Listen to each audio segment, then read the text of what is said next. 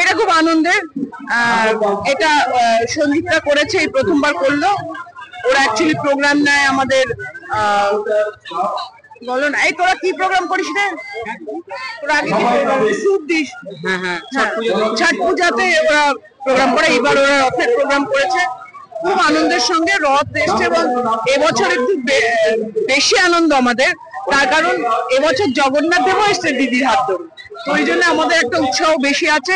এইখানে আমাদের কাউন্সিলর বিশ্বরুদ্ধে আগামী 26 তারিখে ও একটা মেলা করছে, এইখানেই মেলাটা হবে।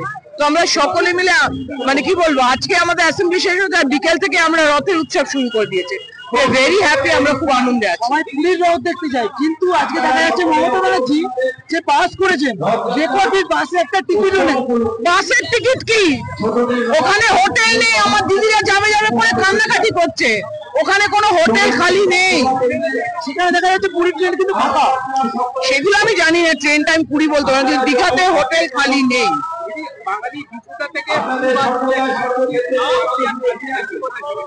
দীপুদা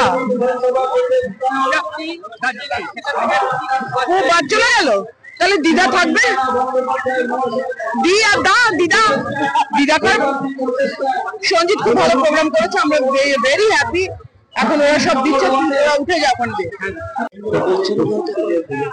দেখুন, আমাদের বাংলার মা দিদিমণিকে আমরা নমস্কার জানাই। উনি যদি আজকে এত বড় উদ্যোগটা না নিত, হয়তো আমরা এই সেবাতে থাকতে পারতাম না। আমরা যার ডাকে এসেছি তার নাম হচ্ছে সঞ্জীব সাহা, 48 ওয়ার্ডে প্রতিনিধি করে, এবং আমার ছোট ভাই সঞ্জীব সাহা। আর আমাদের এখানে আপনারা শুনেছেন, আমাদের প্রিয় এমএলএ নাইনাটি বলে গেল সবকিছু। তো তৃণমূল কংগ্রেস পার্টি আমরা করি, খালি পার্টি করি না, প্রত্যেকটা কর্মী প্রত্যেকটা ওয়ার্ডে দেখবেন আমরা সবসময় চাই মানুষের সেবা, মানুষের পাশে থাকতে। আমরা জাত পাত জানি না, আমরা খালি জানি যে ইনসান মানুষ হলেই হলো। আমরা কোনো সব ধর্মকেই আমরা বিশ্বাস করি, সব ধর্মের সঙ্গে থাকি, আর সবসময় আমরা চেষ্টা করি মানুষের সেবা যেন করতে পারি। এই দিদি বলে গেল কিছুক্ষণ আগে যে নিজেদের ঝামেলা ঘরের ভিতরে, বাইরে যেন না হয়, বাইরে মানুষের সেবায় থাকবি। সেই হচ্ছে আমাদের দিদি নায়না বন্দ্যোপাধ্যায় এমএলএ।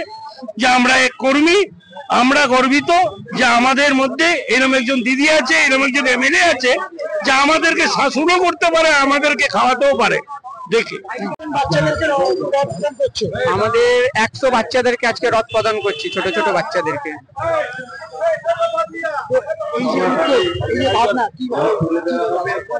এই ভাবনাটা আমাদের মমতা দির থেকে এসছে। মমতা দি এত সুন্দর দীঘাতে জগন্নাথ ঠাকুরের মন্দির উদযাপন করেছেন।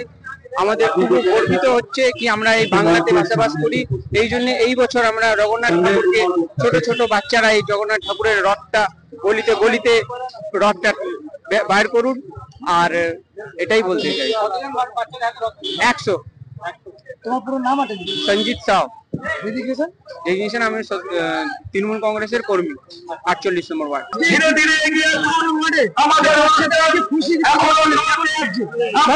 বাচ্চারা হাসবে, বাচ্চারা খেলবে, আনন্দ কি আছে? বাচ্চারাই তো জগতের সংসার, জগতের আলো, ফলে খুব ভালো। এই যে আপনার মানে আবার রথযাত্রা উপলক্ষে আপনার যে এলাকায় মেলা বসাচ্ছেন, সেটা নিয়ে কি বলবেন? দেখুন, মেলা, রথযাত্রা এটা একটা আনন্দের উৎসব।